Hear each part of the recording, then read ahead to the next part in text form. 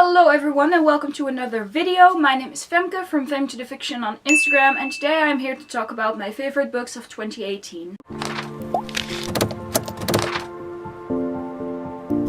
So this is another entry in my end of the year, start of the year series of videos. I am doing my reading goals for 2019, my most anticipated releases for 2019, books and series on my shelves that I want to read in 2019, my favorite books of 2018, and my most disappointing reads of 2018. Maybe more videos will be added, but that is all I'm planning on doing now. So today I am here with the favorite books of 2018. This video is mostly in the order of that I read them. So the one I read first in January I will be naming first. Not entirely though, but that's mostly the order I'm sticking to. Also, these books did not necessarily come out in 2018, although most of them did, actually. There are a few that didn't, but most of them did. But without further ado, let's get into the books. My first favorite read of 2018, I actually read, I think, on the 5th of January, so my year started off pretty good. And that is The City of Brass by S.A. Chakraborty. I love this story.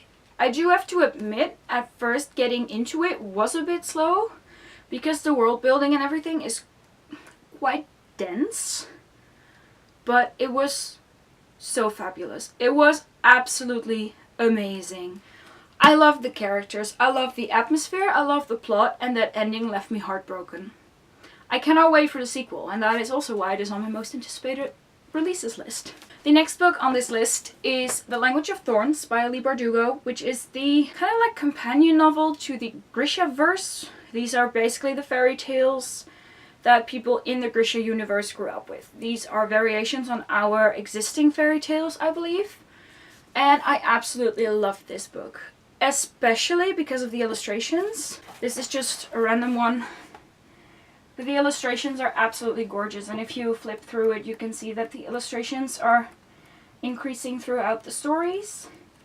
And it's absolutely beautiful. In addition, I got this beautiful Fairyloot exclusive edition, which I actually love more than the original edition, in which the red is orange, but I prefer red over orange, so I'm really happy with this. The next book on this list is Hero at the Fall by Alwyn Hamilton, which is the third and final book in the Rebel of the Suns trilogy. Yes, it was a trilogy. I loved this finale. It was hella painful, but really, really well done. I mean, Alwyn was not afraid to take some really dramatic steps, and I think that really paid off, because the feeling of war, basically, it felt so much more grueling than some other books in which those dramatic steps were not taken. So that is really what made this one of my favorite reads, and also, look at the cover. The next book on this list is actually two books, but it's a bind-up, so I'm counting it as one book. And that is Magic of Blood and Sea by Cassandra Rose Clarke, and this is actually a bind-up of The Assassin's Curse and the Pirate's Wish, I believe. Technically, this isn't one of the best books I've read, and I know that, but it was definitely one of the most surprising books that I read. I really loved the plot. There were some things that I did not like, but overall this is really one of my favorite books, because there were so many surprising elements in this. This was really original. There were like mythological creatures involved that were not in any other story I've ever read. I mean, there are probably stories about them, but I've never read them.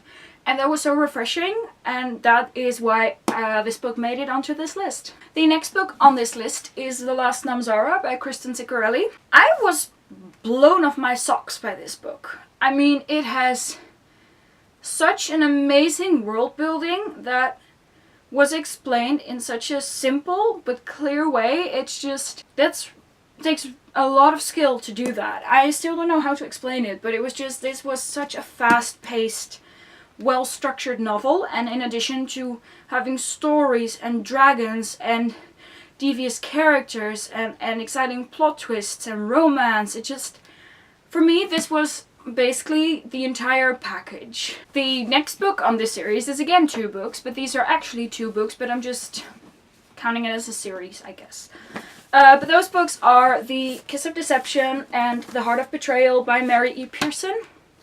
Now, you ask me, why is the third book not on this list? Because I have not read it yet. Nonetheless, these were two of my favorite reads in 2018. I especially love The Heart of Betrayal. I just love the feelings it gave me, like the feelings of hardship and sorrow and despair, but also kind of hope and just... I have no words to describe how good I think this series is. And I mean, I get why people were put off by the first book, because the first book was a bit slow and it stayed in one place for a long time, but nonetheless I was really intrigued by the mystery of it all, and I cannot wait to see how this series is wrapped up, because I have the last book to go, and that is like a beast of 600 pages, and I am super excited for that. I cannot wait. Again, the next book on this list is 2 books, and those were All the Wandering... in the other sequence, Even the Darkest Stars and All the Wandering Light by Heather Fawcett. I read these, I think I read the first one in April and then the second one just before the year ended. And this was such a surprising series. It was fast paced, it was action packed, it had an interesting and original setting, had an interesting premise.